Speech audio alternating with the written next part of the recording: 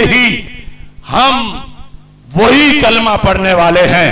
अरे फलस्तीन वालों, जो कलमा तुम पढ़ रहे हो, आर्जी तौर पर जंग बंदी हो गई, मगर मसला फलस्तीन उस वक्त तक है जब तक के यहूद को बैतुल मुकद्दस से निकाल नहीं दिया जाता, उस वक्त तक मसला फलस्तीन है। अब इसराइल यहूदी स्टेट इतने मुसलमानों को शहीद करके, अब जंगबंदी का ऐलान करके, वो मारते मिलियामेट करके, खून बहा के, पर इसी पर ही मिट्टी डाल देना चाहता है। हमारा आज जो पूरे मुल्क में तहरीक लब्बैक या रसूल अल्लाह सल्लल्लाहु अलैहि वसल्लम और तहरीक सिरात मुस्तकीम और बाकी तंजीमात की तरफ से जो तज़ामुन और इजहार यकजहती के लिए आज हम जुमा और उसकी रैलियों का इनेकाद कर रहे हैं, हमारा मुतालबा है कि उस यहूदी स्टेट को उसके वजीर आजम पर जंगी जराइम का मुकदमा चलाया जाए और उस यहूदी स्टेट के पंजों से मस्जिद अक्सा को आजाद करवाया जाए। और जिस कदर भी उन्होंने दहशतगर्दी की है, OIC UNO के अंदर उनको एक टेररिस्ट स्टेट के तौर पर उनका इंतराज किया जाए और ये कजिया सरकार के फरमान के मुताबिक ज़ाहिरीन अलल हक इला अन तकूम अस्सा, कि जब तक इस्लाम हर तरफ गालिब नहीं आ जाता, अल्लाह के फजल से अहले हक अपना सफर जारी रखेंगे इंशाअल्लाह। उनका मकसद है कि मस्जिद अक्सा को गिराकर माअज़ल्लाह दज्जाल की स्टेट बनाई जाए, क्योंकि दज्जाल जिन जिन जगहों के लिहाज से अपनी अलामतें बता चुका है, जिसका जिक्र हदीस में है, हम उस पर पूरा एक प्रोग्राम कर चुके हैं, वो सब फलस्तीन में है। तो दज्जाल को फलस्तीन बैतुल मुकद्दस के बाबे लुद के पास हजरत ईसा अलैहिस्सलाम कत्ल करेंगे और हजरत ईसा अलैहिस्सलाम के साथ जो फौज होगी वो गुलामाने रसूल सल्लल्लाहु अलैहि वसल्लम की फौज होगी और यहूद उस वक्त दज्जाल के साथी होंगे। ये उस वक्त तक जंग जाने वाली है और जो उस वक्त भी साथ देंगे, हमारे आका सल्लल्लाहु अलैहि वसल्लम का फरमान है, इन्नी लआरिफु अस्माहुम व अस्मा आबाइहिम व अलवान खुयूलहिम, फरमाया मेरी उम्मत के जो मुजाहिद साथ देंगे हजरत ईसा अलैहिस्सलाम का कुर्बे क़यामत में, सरकार फरमाते हैं मैं उन मुजाहिदों के नाम जानता हूं, व अस्मा आबाइहिम, मैं उनके आबाओ अजदाद का नाम भी जानता हूं, व अलवान खुयूलहिम, मैं तो उनके घोड़ों के रंग भी जानता हूं।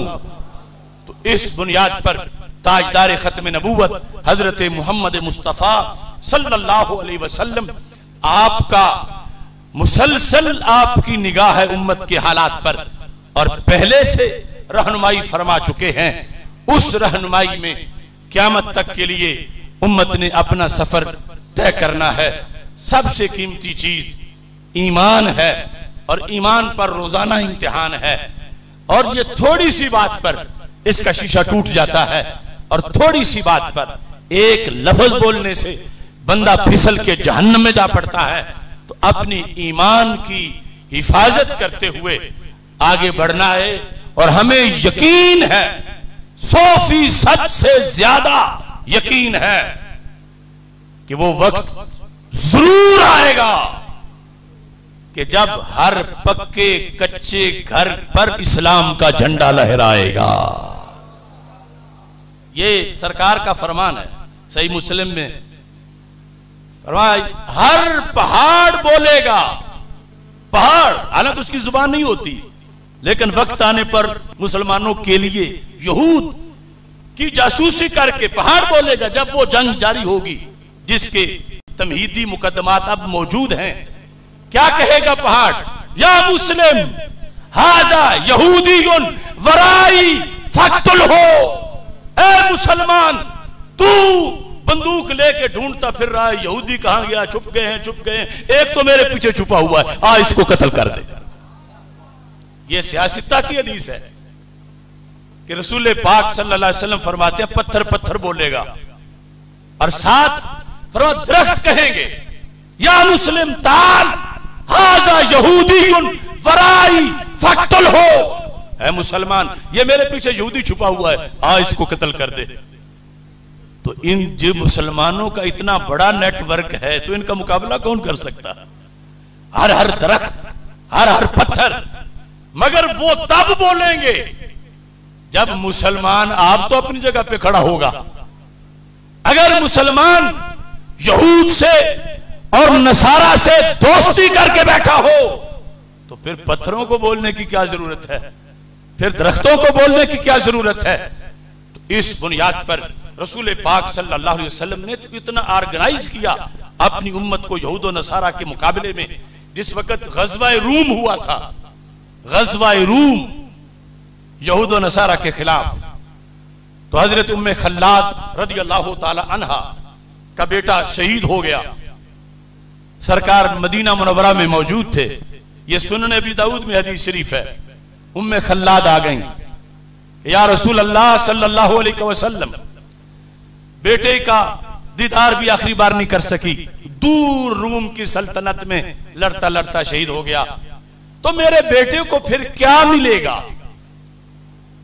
माओ को आखिर हसरतें कई होती हैं, शिकवा शिकायत नहीं थी, लेकिन अपने आप को खुश करना चाहती थी कि मेरा बेटा, जान उसकी निकल गई, क्या खत्म हो गया किस्सा, क्या मिट गया, या उसे कुछ मिला है?